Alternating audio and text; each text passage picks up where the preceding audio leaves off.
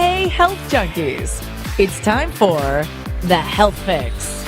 Join your host, Dr. Jannine Krause, as she gives you a dose of what you need to know and do right now to take control of your health from the inside out, to rebel against aging, look damn good, fight stress, and laugh every day. Hello there, health junkies. Welcome to another episode of The Health Fix. I'm your host, Dr. Jannine Krause. In today's episode, we are going to be talking all about insulin resistance and how stress and added sugars in the diet can be contributing to this. So I've been seeing a rise in my office of fasting blood sugars, so elevated levels of blood sugars, and also elevated hemoglobin A1Cs. Now, what the heck is a hemoglobin A1C?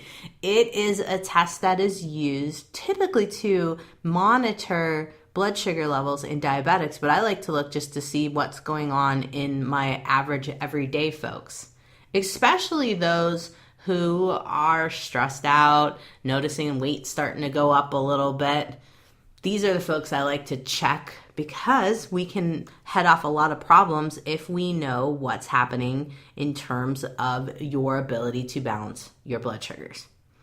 So one of the big areas that I find this extremely fascinating in is that the more stressed we become, the more we're looking for convenience foods. And I'll be honest, I too sometimes fall into these categories because it ends up being quick to use something that's jarred, something that's boxed to create a meal. Now, some of the other areas in which we have hidden sugars, you could be eating completely clean, but using salad dressings or condiments. I mean, ketchup in particular has added sugars, and depending on how much you like to put on, say, your home-style potatoes or your hot dogs, it adds up over time. Now mix that in with eating bread and crackers or chips, cereals, frozen dinners for that matter. They all contain sugars of some sort that are added. I mean, if you go into your fridge right now and look at your sauces and dressings that you have in the fridge or look in your pantry, you'll be shocked how many added sugars are in there. Spaghetti sauce. This is one that we commonly use at my house. There's quite a bit of added sugar in there. Pizza sauce, added sugar. So these sorts of things, you can look in the moment, but if you add them up over the course of the day, you could be shocked by how much added sugar you're putting into your diet without even thinking about it. Because you might be like, well, tomatoes are a better choice in terms of tomato sauce because you're putting it on your zucchini noodles versus your pasta, right? But if you're putting a lot of pasta sauce, or say you're having seconds or thirds of it with your zucchini noodles, you are still getting added sugar. Combine that with a really stressful day, and now you've got double trouble because anytime you're stressed, you're going to spike your blood sugar as well. Now, before you're starting to think about not eating it all and doom and gloom, hear me out because I'm going to talk a little bit about how you can combat this and ways to get around it. Now, let's go back to basics on sugar, just so you get a little sense of really how much of a problem this is. According to the U.S. Department of Agriculture, so the USDA, the average American consumes 156 pounds of added sugar per year. So you might be thinking 156 pounds. I mean, that's roughly a little bit more than what I weigh myself. That's crazy. So more than my body weight in sugar. But if you look at it in terms of a sugar bag, think about a bunch of those added up on a shelf. That would be like 31-pound bags of sugar on a shelf. That's nuts. So I couldn't imagine that, when you sit there and think about it. But if you look at your convenience foods, so foods that are packaged, bagged, jarred, etc., it adds up. So what are the recommended amounts of sugar a day for men and women? Well, for men, it's 9 teaspoons, and women, that's 6 teaspoons. Doesn't seem like it's that restrictive, right? Because if we think about 6 teaspoons, that's a lot of sugar. You wouldn't really just throw that into a jar and have at it. But over time, throughout the day, depending on what you're eating, this could add up really fast. There's quite a lot of sugar in chocolate if you're a chocolate fan, and even some of those dark chocolates. I mean, let's face it, dark chocolate's bitter, and so that bitterness is often countered by sugar. So you got to read the labels, folks. So eating 25 grams or 6 teaspoons of sugar, because that's what it is for ladies, and guys, it's 37.5 grams or 9 teaspoons of sugar. To eat 25 grams of sugar a day seems like that's a lot, especially in this world of ketosis diets and low-carb diets. But honestly, it's hard, even in just a normal diet, if you use any convenience foods just to make your life easier. So, for example, you might be trying to do low-carb, but you've got a salad dressing that you like and, you're offsetting it in that case. You can get to those 25 grams pretty quickly if you're putting a little bit of creamer in your coffee and you're doing, let's say, a couple crackers because you fit those into your low-carb diet, and then you've got, let's say, the zucchini noodles with your pasta sauce, and maybe you also... maybe you also added your salad dressing like I had said before. I mean, you could blow through 25 grams of added sugars quickly. And keep in mind that I'm saying added sugars, because if you look at MyFitnessPal or any of those tracking websites where you track what you're eating, it's going to track your carbs, but I'm talking about added sugars. I'm not talking about the carb content that's in a sweet potato. I'm not talking about the carb content in a carrot. I'm talking about added sugar. So essentially, if you were going to do 25 grams or 6 teaspoons of sugar a day and stay within the recommended daily amount, that would be like no ketchup, no mustards. There's a lot of mustards with sugar in it, by the way. No soda, no baked goods, no breads, no cereal. And like I said before, it eliminates most chocolates too. Bummer. So it's kind of crazy to think about it. And even folks who are eating relatively clean, but there's a couple of things that are the added vices, creamer being one of them for a lot of folks. These things can add up over time, because I find that here in Seattle, at least, or the Tacoma area where I live, I will ask people how much coffee do they have, and they say, yes, I drink coffee, but you got to quantify how much, because oftentimes folks will be drinking 2 to 3 cups of coffee a day, and creamer goes into every single one of those coffees. So do the math. You'll get past 6 teaspoons pretty quickly if you're using a standard creamer. So what's the moral of that story? Read your labels and weep, unfortunately. All right, so is going to a alternative sugar the answer? No, definitely not. And we'll talk about it a little bit later in the podcast as to what to do. But I am not a huge proponent of alternative sugars, because I think they destroy your gut. And we'll talk about the gut too, because I can't have a podcast without talking about the gut. So one of the big things that I hear from folks when I talk about looking at added sugars and watching carbohydrate content, the first thing that comes out of a lot of people's mouths is, what about my brain? My brain needs glucose to function. Absolutely it does. And I am not talking about a ketosis diet. I'm talking about added sugars. I'm not talking about what your body is naturally going to get from fruits, vegetables, etc.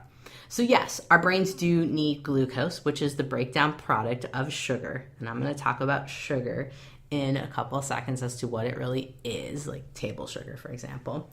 And technically, glucose and sugar are completely different things, metabolically speaking, because sugar, being 2 molecules, in fact, has to break down to even get to glucose. So sugar is glucose and fructose. And technically, the technical name, I'm throwing the word technical a lot today, the name is sucrose. So table sugar is known as sucrose, and it is the combination of glucose and fructose. Where does table sugar come from? 2 places.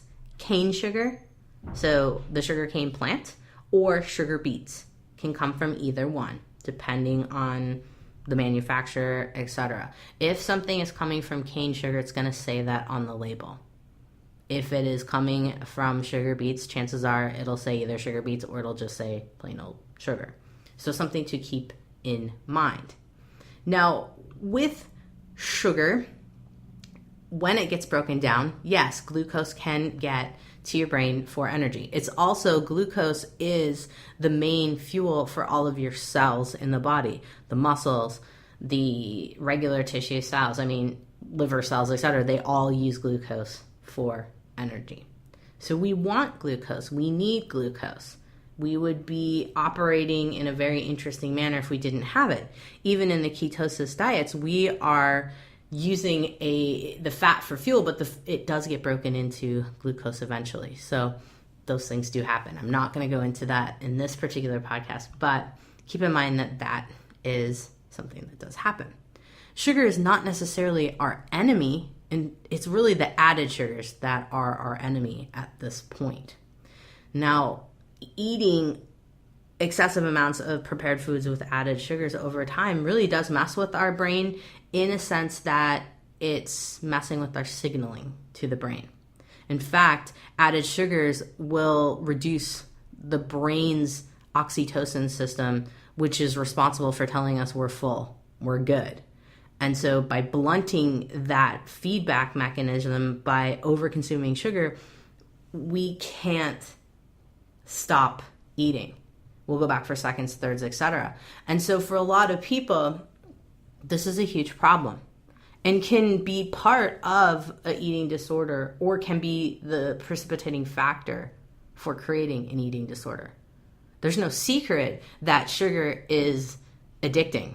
It's the number one drug out there. Anyone who tells you otherwise is goofy. Because I don't know what to say. You get yourself some good cookies and hey, it's hard to stop. There's no joke there. So let's talk a little bit about insulin resistance for a second, because I have a feeling that some folks out there might be kind of wondering exactly what it means, because you've heard the term. It's been talked about a lot in the realms of intermittent fasting and things of that nature, and weight loss. So insulin resistance oftentimes shows up in lab tests, like I said before, the hemoglobin A1C or fasting blood sugar just keep going up. And oftentimes I'll have a patient who is pre-diabetic or is actually diabetic, and I can't seem to get the hemoglobin A1C to go down. That's when I know for sure, okay, we're in a state of insulin resistance, meaning that this person's cells are not responding to insulin, in the fact that the cells will not take the glucose in and use it for energy. In fact, it takes the glucose and stores it as fat. The same thing can happen in the insulin resistance universe, in that the liver, which is in charge of releasing glucose from cells in the stored format of glycogen. So I know I'm getting a little techie here, but when our bodies are in a fasted state, so in between meals and overnight, our liver is responsible for breakdown of something called glycogen, which lives in our muscles and our liver. And glycogen gets broken down into glucose, and it puts glucose into the bloodstream so that we have sugar to make energy and keep our blood sugar in check overnight.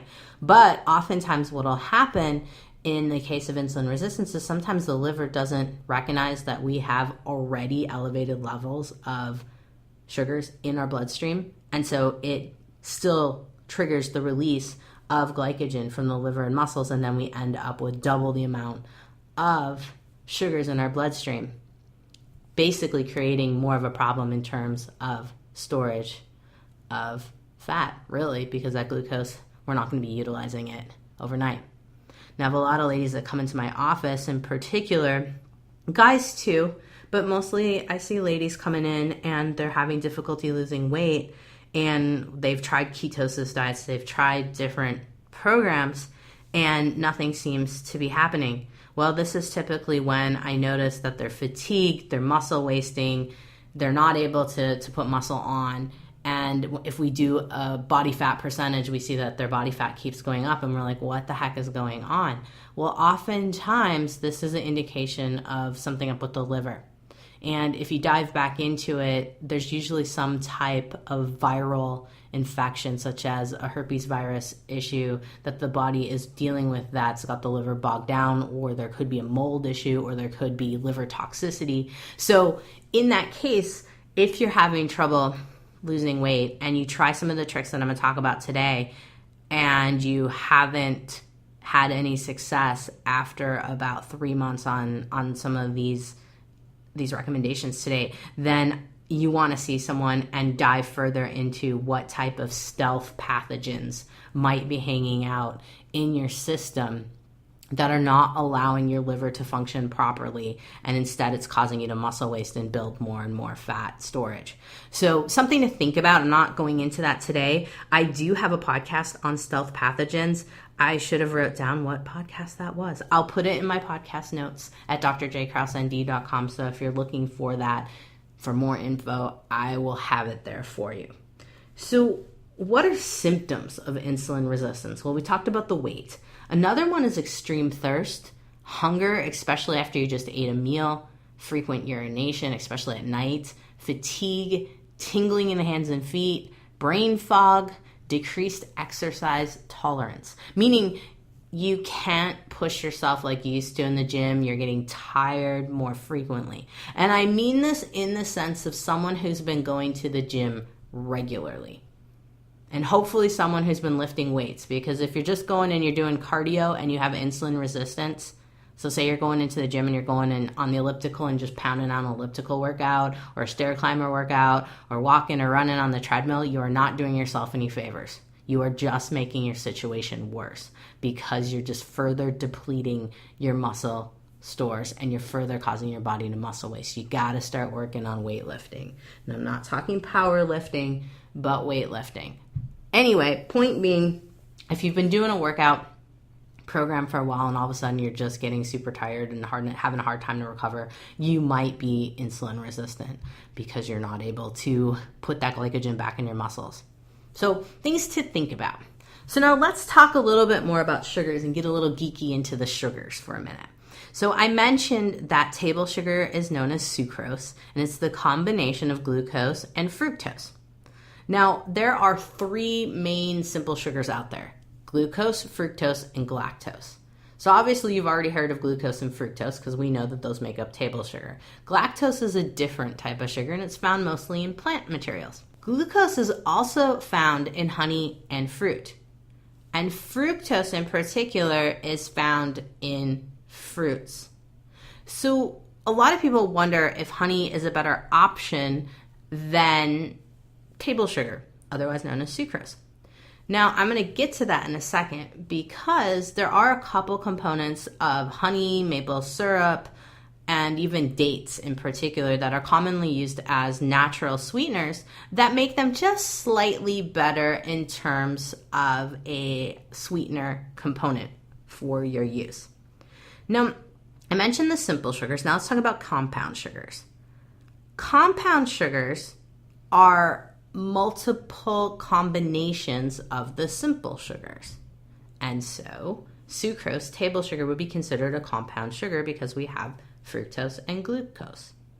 Lactose, that's a milk sugar. You can find that in yogurt and milk and ice cream and things of that nature.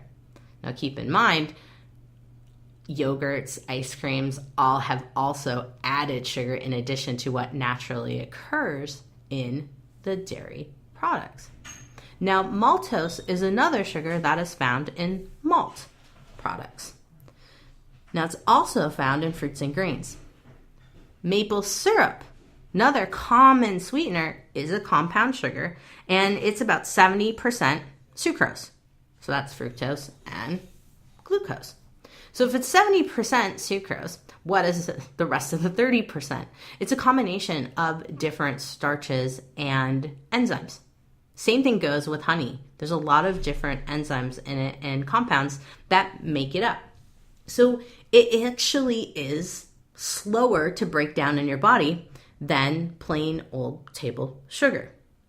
Now, starches, what are those? These are complex sugars. These are long chains of sugar molecules.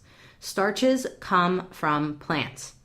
We think of starches when we think of things like sweet potatoes or squash, something in that case. In particular, kind of your tuber or your vegetables or, tubers, things that grow underground. They're going to have long, complex chains of sugar. And so in that case, those will be harder for the body to break down, right? Because there's multiple components to it. It's not very simple. So what I'm trying to describe here is that the simpler the sugar, the quicker it is broken down and really absorbed by the body and utilized. Whereas the more complex it is, the longer it takes to break down, so the longer it takes to spike your blood sugar. So what does this mean in the long term? A sweet potato, a carrot, for example, those are going to break down eventually into glucose. So is a cracker, so is a piece of cotton candy. But the piece of cotton candy is going to spike the blood sugar faster. So this is the concept of glycemic index, if you will. This is the whole background on that, how foods get into the body and are going to have their effect on blood sugar. How fast does it happen? So drinking fruit juice versus eating a piece of fruit, much different concept here.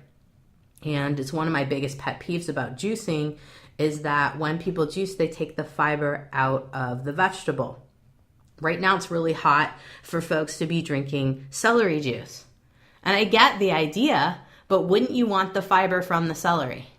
Yes, we all need fiber. It's good for our gut bugs. So the idea here is that if there's fiber in it, meaning like apple versus apple juice, pear versus pear juice, you're going to want the real deal, closest to nature, non-processed item. You get the idea. I'm sure it's no secret. A lot of people are already like, oh God, get to the point. So anyway, you got that. Let's move forward. Now, a lot of people don't 100% understand what happens with sugars when we get them into the body. In fact, sugar, so table sugar, glucose and fructose, doesn't actually digest in the stomach. It actually breaks down when it gets in the small intestine. Then it goes to the liver, and then we've got bloodstream stuff going on in between. So glucose in the blood is going to stimulate your pancreas to release insulin. So folks who are type 1 diabetics, they do not have the ability to make insulin from the pancreas. Folks who are type 2 diabetics, the theory goes that they have, quote, worn out their body's ability to make insulin because they've overindulged with sugars. Now, I kind of seen that there's more of an autoimmune component even to this pancreas and some components there. And in fact, I don't always see pancreases stop releasing insulin as a result of overconsumption of sugar. I've seen it as a result of stress and things of that nature too, because keep in mind, stressors cause you to release glucose into the system. Cortisol spikes your sugars. And so you might be the most perfect, cleanest, non-sugar eating person in the world, but if you are stressed to the max, you could cause insulin resistance. That's not good. So something to think about, because I have a lot of people that will come into my office and they'll be like, I'm eating clean, I'm eating perfect, I don't know what's happening. And we go through, the sauces and the salad dressings and make sure that there's not a ton of added sugars. And I find that they're not eating all those things. And when I find out how stressed out they are, that's where I'm going, that insulin keeps getting released as a response to the cortisol putting the blood sugar up. Now, when insulin is released into your bloodstream to counter your glucose going up, so your blood sugar going up, insulin turns off fat burning. Keep that in mind. So if your insulin levels are going up, your fat burning is turning off. Why? Because the idea here is that the insulin is supposed to help you to get the glucose in the cells for energy making. Because otherwise, we're fat burning when we're taking fat and turning it into energy. This happens between meals. It happens overnight. It can happen after an exercise routine if we haven't fueled right away after that exercise. Now, I am not saying to go too long after exercising without eating, though. you want to replenish your muscle glycogen and your protein, because if you wait too long and you're already in a muscle wasting state, you could make yourself worse. So keep that in mind. But insulin turns off fat burning. So the higher levels of insulin that you have floating around in your system, the more you are not going to be burning any fat. This is also why you don't want to be eating all the time, or why you don't want to be grazing all day long. I am a huge proponent of circadian rhythm balance and making sure that you eat on a regular schedule so that your body knows when to expect foods versus eating all day long or skipping meals. It gets confusing for your body. Why stress it out anymore? Routine is key here. Now, all the data has shown that overnight for 12 hours to 14 hours at the most for most folks in this case, that's sufficient. So 12 hours from when you stop eating to when you eat again, so from dinner to breakfast, is ideal. And like I said, 14 on the high end for keeping you out of insulin resistant states. Those of you who eat late at night and then wake up early to go to work and have breakfast early and 12 hours hasn't passed in between dinner and breakfast, you are setting yourself up for insulin resistance. So keep that in mind. Now, I'm very conscious of not wanting to cause any eating disorders in anybody in this case. Just want you to be, let's say, familiar of what can happen. Now, would you throw yourself into an insulin resistant state if you ate dinner late once a week or every so often? No, it's a regular habit that causes problems. So keep that in mind. So let's talk a little bit about honey, because there's a huge debate. Is sugar better? Is honey better? What's the deal? So honey's 30% glucose, 40% fructose, and 25 different other sugar molecules. So it's much more complex than table sugar being glucose and fructose. It's a big deal. Dates, for example. Dates come from the date palm tree. Oftentimes they are dried because we don't eat them fresh. These guys are glucose, fructose, sucrose, and maltose. So that's 4 different types of sugars and 9% fiber because it is a fruit. And keep in mind that depending on what type of fruit you're eating, there's different amounts of fiber. Most fruits are going to have fructose. It all kind of depends. Mangoes, for example, higher on the glycemic index because they have more sugar. And when I say sugar, glucose, fructose combined there in that case, and fiber. And so you can see easily how I get it even confused. I apologize. But the point being here is that eating fruits in their natural state is going to help with slowing down the body's uptake of the item versus table sugar. Really, the reason I wanted to show you the breakdown on these is that really honey, dates, maple syrup, sugar, it all breaks down to the same thing eventually. It's just the amount of time it takes to get to that state. And ideally, the slower something is broken down to the energy state, the better for insulin resistant states. Better for your health so you're not spiking your blood sugar. So there you have it. Now, I know it's really popular right now to use dates for energy bars, like blend them up with nuts, and I love to do it as well. And I, on a regular basis, will play with any given one of these things. But the important factor is portion control here, because you can be making your date balls for energy and eating like 20 of them in a day, and you have to think about the compounded effect that has on your blood sugar. 2 of them a day, no big deal. Great sweet treat, great fiber content, great for your body. Same thing goes with, 1 cookie a day versus 25 of them. Probably not a good idea. But if you take a cookie and compare it to a date ball that you would have, say, nuts and dates in there and maybe some pumpkin seeds or something, and maybe you put, who knows what's in there. Anyway, that compared to a cookie, obviously the data is going to get broken down slower, and so you're going to have sustained release of the sugar versus quick release, and that's a lot better for your blood sugar in the long run. So there you have it.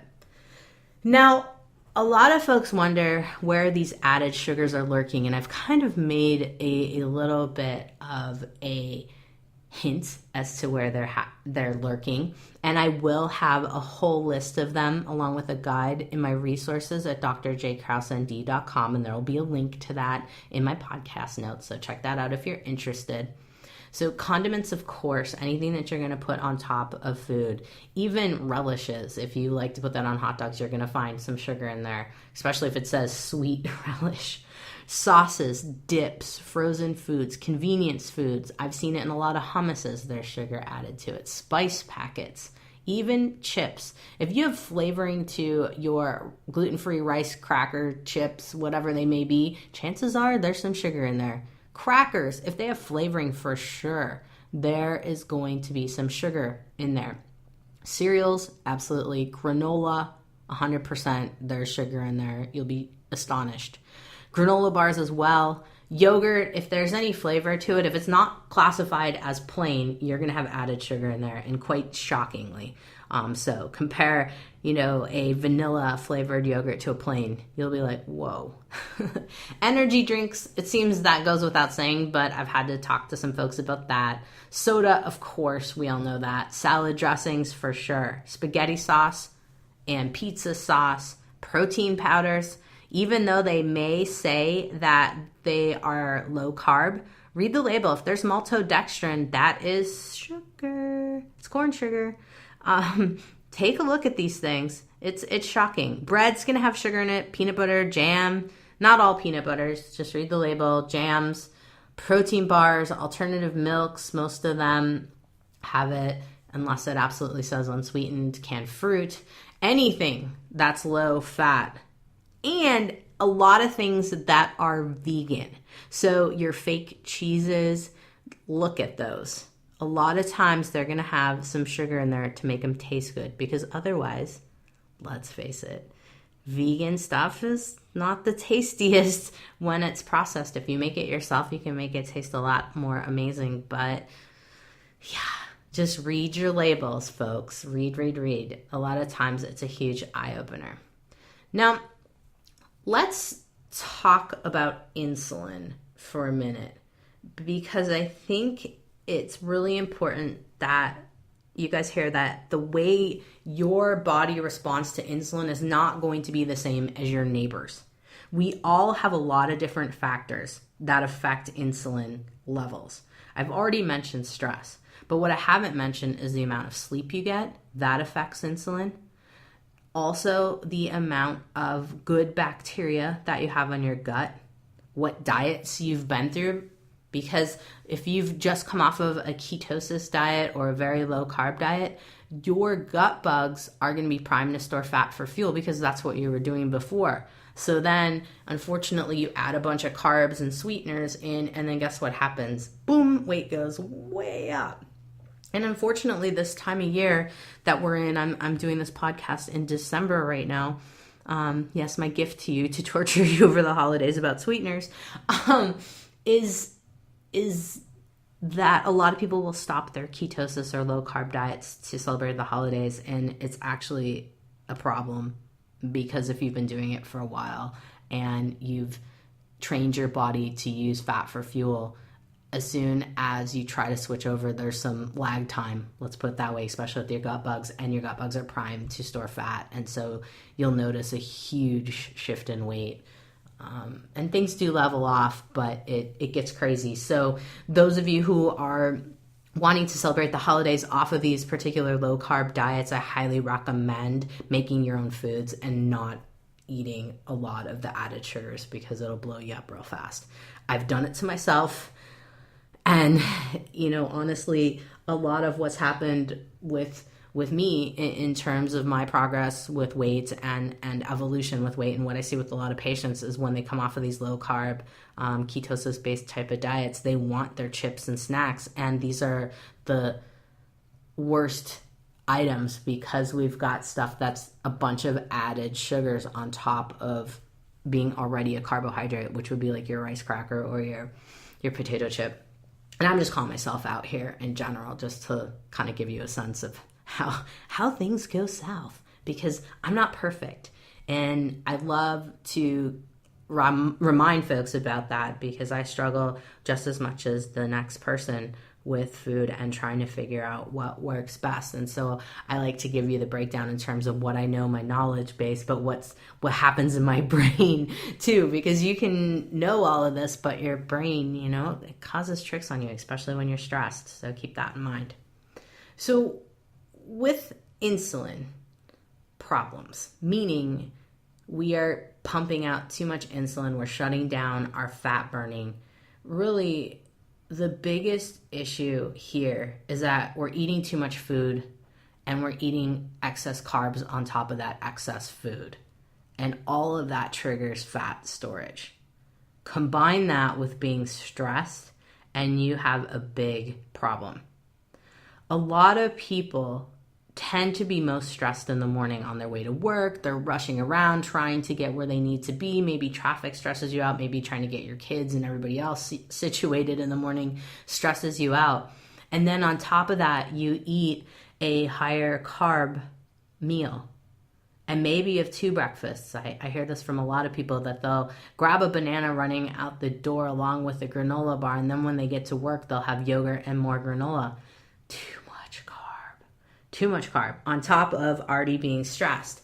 Honestly, breakfast time is the best time to eat dinner food, like veggies and like ground chicken or turkey or something, and not a lot of carb, and save the carb for later on in the day. It's just something to think about. And it's really, if I can't stress it enough, I'm going to say it one more time, eating too much food on top of stress, on top of excess carbs. So too much food, so big portions with extra carbs, and then being stressed. That is a huge component at the heart of fat storage in the US in particular, and what I see in my practice and what I've seen with myself. And so you're basically taking all your energy that you could normally use for your body, but it gets stored as fat instead, because insulin is not working like it should to get that glucose into your cells, because your cells are tired. They're sick of seeing the blood sugar spike. They're like, we're done. We've had enough. We can't take any more sugar in. It's like a conveyor belt, and the machine, being the cell that's taking in the glucose, it just can't take any more. And so if you imagine glucose as being these little boxes on a conveyor belt, and the boxes start falling off back into your bloodstream, where do they go? They get shoved to your storage areas. It's like your storage containers that you haven't seen in 20 years, but you keep paying on them. It's the same thing. So this is not good. And in fact, in the long run with insulin resistance, your muscle cells actually stop reacting to insulin. Fat cells won't stop reacting to insulin. Fat cells will take in all the glucose from the insulin like no other. Keep in mind, if you want to think about this a little bit more metabolically, insulin is your transporter that gets the glucose to the cell and kind of opens the door for the glucose to get into the cell. That's what it does. And fat cells never become insulin resistant, unfortunately. Your muscle cells do. And this is why I see a lot of ladies losing muscle mass and gaining fat. It's not good. It's not good at all, because your muscle cells are like, I've seen enough glucose. I don't need any more. So essentially, the longer your blood sugar remains raised over time, insulin has no choice but to take your glucose and put it to your fat cells versus in your cells. So that's not good. So what do we do about this? We want to reverse that insulin resistance. And it's a little easier said than done, and it takes time. It takes time. Keep that in mind. I have way too many people coming into my office asking me for quick fixes. If I had a quick fix, I would not be overweight, folks. It wouldn't be that way. I would pass on all of my knowledge to you if I had a quick fix, and I don't. And that's just the way it is. You got to put in the homework. You got to do things right, and you got to be consistent with it. It's going to take more than 3 months on average to reverse insulin resistance. I sometimes have seen it take up to a year in folks, depending on how bad the situation is. Number one, you got to clean up the diet. Get everything out of your diet that has added sugar. So after this podcast, go down to your fridge, go and look in your pantry and see what has added sugar. And basically get it out of there. You can throw it out, or you can donate it. You can do whatever you want to do with it. Or you can just eat it up and then be done with it. It's your choice. So do that first. Then you want to work on fasting at least 12 hours between meals. And I know the word fast sounds creepy. It's kind of like the same as diet. It messes with people's heads. But the point being here is I'm not telling you to fast for weight loss. I'm telling you to fast for health reasons, for metabolic reasons. Meaning, let your body rest from dinner to breakfast every single day, at least 12 hours. I know I had mentioned up to 14. That can happen in some folks, but don't go too much over that if you have eating disorder issues. Don't worry about the intermittent fasting business at this point. Yes, intermittent fasting can help, but at this point, we're just trying to get you off the added sugars. Next, you want to set your meal schedule. You want to be eating at the same time every single day. The reason being is because this also sets your circadian rhythms. Circadian rhythms are tied to better sleep, better outlook on life, and less stress. I have a podcast dedicated to that as well. Of course, like the rest of mine, I don't remember what number it is, but I will put it in my podcast notes for you so that you can refer to my circadian rhythms one as well, because I think it's absolutely important to think about that and really get things set, especially with sleep. You want to be getting at least 7 to 8 hours of sleep a night. I know that there's other folks that say you can get away with 4 or 5 and it doesn't really matter. Well, okay.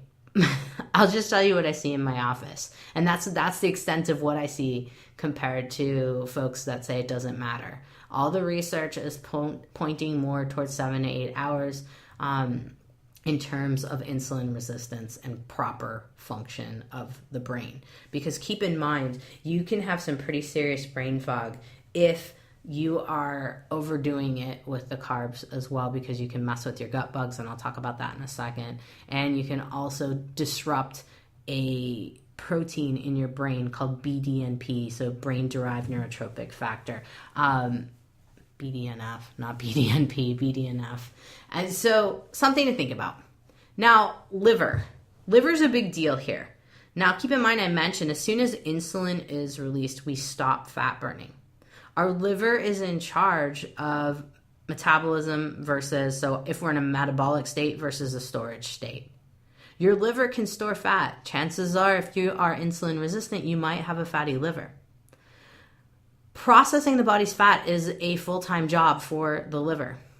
Once the liver is full of glycogen, meaning once it has taken glucose and stored it, it then starts turning glucose from energy in the cells to fatty acids. So this is where your triglycerides go up in your blood counts. So when you look at your lipid levels, when your doctor looks at your lipid levels, that's where they're going to be like, oh, you got to stop eating so many carbs. Well, for some people, it's not really the carbs. It is the stress, and it is when they're eating.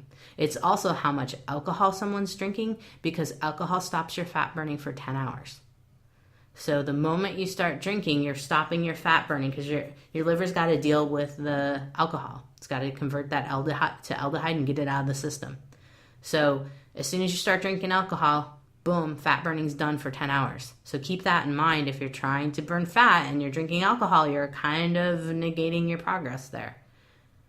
The other big thing is how toxic is your liver.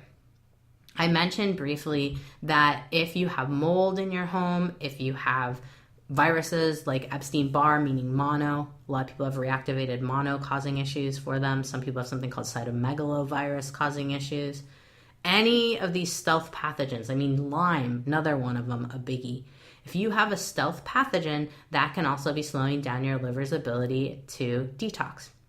If you work in a toxic environment, meaning say you're a mechanic, say you're working, with pesticides, whatever it may be, you might have a liver that's really bogged down. So doing a little detox of the liver, you could eat cabbage, cauliflower, broccoli, those kind of vegetables up to 2 cups a day, beets as well. Or you could go and get liver cleanse by Gaia Herbs and take that and do that once a month and do 1 a month and on and 2 months off. You could do milk thistle.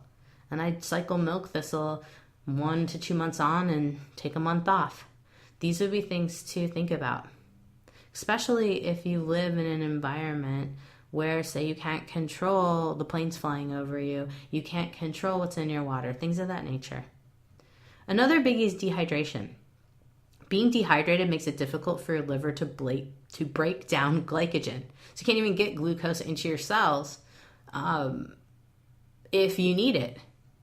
And so you might want to consider that, especially in the case of craving sugar. A lot of times if you drink a glass or 2 of water, you won't have a sugar craving anymore. Something to think about. Also, speaking of sugar cravings, the more added sugars you have in the diet, the more you're going to be craving sugars and something sweet. It's crazy. It just compounds over time. Even if you eat super clean and then you take a break and you go on vacation and you get some sweet stuff, you're going to be more primed to want carbs. It's nuts. Gut bugs. Gotta talk about those, especially in terms of being primed to want sweets. The amount of yeast you have on your gut lining and the different imbalances of gut bacteria on your gut lining do have a lot to do with your cravings for sugar. And the less added sugars you have, the more you're not going to be feeding those negative bacteria and yeast. And so something to really think about, going down to minimals on added sugars. Now, the next thing is related to dopamine.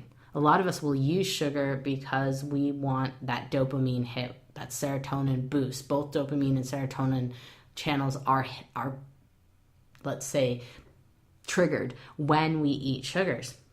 And the more bad bacteria that you have in your gut that create toxic byproducts known as lipopolysaccharides, the more of these lipopolysaccharides that are toxic that are produced in your gut, you actually destroy your brain cells that make dopamine. So the more toxic your gut is, the less ability of dopamine production you may have, because you might be killing your cells that make dopamine. It's pretty nuts. So something to think about, because really hitting up the sugars every afternoon, running by the person who has the candy dish in the office, you're not doing yourself any favors. You're actually just feeding bad bacteria and messing with your blood sugars. And usually when we're stressed, that's when we're going to want to go run by that candy dish too. I highly recommend, if you're feeling super stressed out, go and get an herbal tea, like a chamomile tea, or go drink some water with lemon or lime in it and just chill instead of eat. You just want those blood sugars to settle back down. Go listen to some music. Music is actually one of the best things to help with stress management and insulin resistance, which sounds super crazy, but it helps with calming the nervous system down. Now, in terms of dopamine, because let's go back to sugar as a drug.